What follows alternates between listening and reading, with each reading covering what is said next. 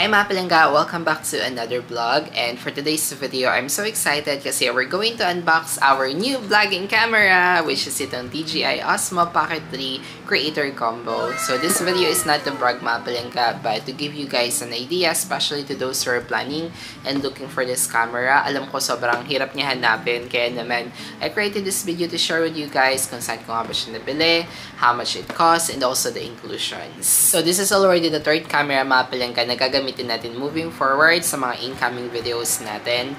And I want to make high quality videos din for you mga palangga. That's why I decided to upgrade my camera na din from the GoPro Hero 11 na ginagamit natin sa mga travel vlogs, and also the Sony ZV-1 na ginagamit natin sa mga indoor, mga vlog talks natin. So I now decided to upgrade it to DJI Osmo Pocket 3 to make sure na maging smooth yung ating mga videos at saka mas maganda siyang panoorin. And most of the vloggers na ngayon mga palangga, they are now using this DJI Osmo Pocket 3, and sa totoo lang, sobrang hirap talaga makahanap ng camera na ganito dito sa ating country. Kaya naman iba pa mga vloggers ay pupunta pa talaga ng ibang bansa para bumili ng ganitong camera, especially itong Creator Combo. Kaya naman, I'm so happy that I was able to purchase this camera mga palangga here in Metro Manila lang.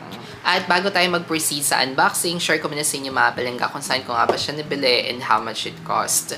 Napanood ko kasi yung vlog ni Joyce Yabut, isa din akong subscriber and follower niya din, na nakakuha siya nitong DJI Osmo Pocket 3 Creator Combo sa SM Aura. So, doon na rin ako nag-decide mga palangga bumili at magpa-reserve nitong camera na ito. So, tinawagan ko yung number ni DJI Store doon sa Google Map na naka-indicate. Then, ang ginagawa nila mga palangga guys, nagpapa-reserve sila kasi limited lang yung units na na-receive nila every week for deliveries. Tapos, nililista nila yung mga buyer na interesado kumuha ng unit. And then, tiyatawagan na nila kapag available na yung unit. At dahil nga interesado ako mga palangga, so ayun, nagpalista na rin ako for reservation. And then, sabi nila sa akin, tatawagan na lang daw nila ako kapag meron ng available unit. Pero, 3 weeks na nakalipas mga palangga. So, ako na nag-follow up sa kanila kasi wala pa ako na-receive na update. So, tinawagan ko sila. And then, yay! They got one for me. So, ang usapan namin mga palangga, or agreement namin is kuha na lang, mag-add ako ng insurance para naman kahit papano, diba? So, ma-consider din nila na willing talaga akong kumuha ng camera. At saka gagamitin din kasi natin to guys sa palapit na nating incoming travel. So, I think June 21 ko na nga pinifilm itong video na ito, and then tomorrow, June 22, so magkakaroon na tayo ng travel mga palangga. So that's why minadali ko na talaga na magkaroon ng camera para magamit na natin sa ating incoming travel. And for me, okay din naman din sa akin mga palangga na mag-add ako ng insurance para additional protection din, since this is my first time to use this kind of camera. So nakakapanibago for me, so baka mamaya mali ko siya magamit o baka hindi ko siya magamit na maayos tapos masira siya agad. So, that's why okay na rin sa akin na magkaroon ng insurance para naman in case something happens sa device ko, so protected siya. I can get replacement or I can get repair. At pagdating naman sa price mga palangga, medyo malabo yung receipt na nakuha ko kasi nakatotal na siya. Pero it seems yung price nitong Creator Combo mga palangga is nasa 37,990. And then yung insurance naman na add-ons, optional naman yung insurance. It's up to you kung gusto niyo magdagdag o hindi. Is nasa 5,499. Sobrang sakit niya talaga sa bulsa. Sobrang sakit niya sa mga savings ko. Pero it's okay lang kasi palapit na yung birthday ko mga palangga, which is June 23. So inisip ko na lang na this is a birthday gift for me. So ito guys yung itsura niya. Ito yung box niya. Ayan. Ayan. So, nandito na lahat ng inclusions ng Creator Combo. Well, to be honest guys, na-unbox ko na siya. Sorry na.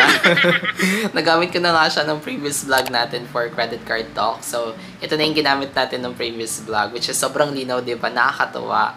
Kaya, sobrang ganda ng quality ng videos na nakuha natin nung previous vlog natin. Kung di nyo pa yung guys na panood, so panoorin nyo guys yung the reason kung bakit na-decline yung transaction, kasi nga ito yung pinurchase ko and then na-decline yung credit card. That's why I use other payment methods. Anyway, so ito na yung box niya mga palangga. So share ko na lang sa inyo guys kung ano nga ba yung inclusions niya since na-unbox na natin siya. So ito na guys yung inclusions nito, ang DJI Osmo Pocket 3 Creator Combo. So ayan na, kuha ko na yung mga ano niya, mga parts sa loob ng box. So, aside sa mga papers like yung mga manual, so ito na yung pinaka-main parts o yung inclusions ng Creator Combo.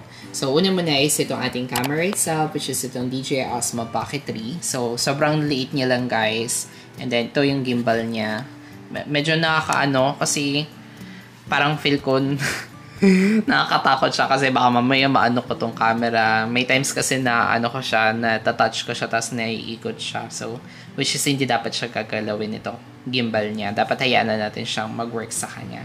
So, ito na guys, yung kanyang camera, sobrang liit, 'di ba? Ikabit ko na itong kanyang kanyang extra handle kasi medyo maliit lang kasi siya. So, I'm so happy kasi magiging maliit na yung camera natin this time. Tsaka magiging comfy na siya pagdating sa mga vlog. Lalo na yung mga outside or di kaya mga outdoor travel vlogs natin, di ba? And then, ito naman yung kanyang protective cover. So, dito natin ilalagay yung camera. Medyo nahihirapan ako nung una kung paano ko siya ilagay. Pero, carry lang naman. Sanayan na lang din siya. So, yun yung kanyang protective cover. And then, ito naman yung kanyang DJI Mic 2. So, that's why, kinuha ko yung yung Creator Combo kasi may sarili na siyang mics. Yung kasi yung struggle ko pagdating sa GoPro.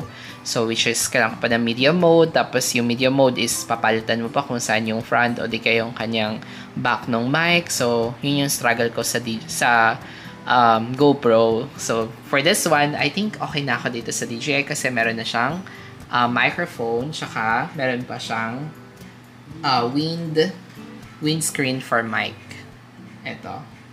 And then, another one naman is yung kanyang battery with handle. Ito yun. So, aside from the handle na naikabit ko na siya guys dito, so meron pa siyang mas malaki pang handle. So, tsaka ang good thing with this handle mga palangga is meron na siyang extra battery. So, in case na lobat na yung ating camera, so we can use the battery na meron dito sa handle na to. I-attach lang natin siya or papalitan lang natin itong handle na naka-attach.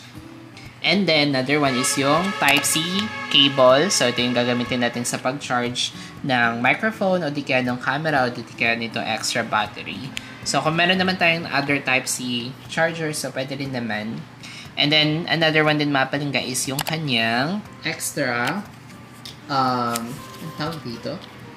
Yung kanyang extra lens na wide angle lens. So, ito. Hindi ko alam kung gagamitin ko na ba siya o hindi kasi wide na rin naman yung lens nito. Nitong camera nito. Wide na rin naman siya. So, hindi ko sure kung gagamitin ko pa ba to. Baka kasi mamaya mawala, 'di ba? Maano pa naman ako. Clumsy. Clumsy. And then, of course, yung kanyang ano nga tawag dito? Mini tripod niya. So, ayan. Para in case na ipapatong niyo yung camera, lalo na kapag nag-i-indoor vlogs ako. So, gamit na gamit ko tong kanyang mini tripod.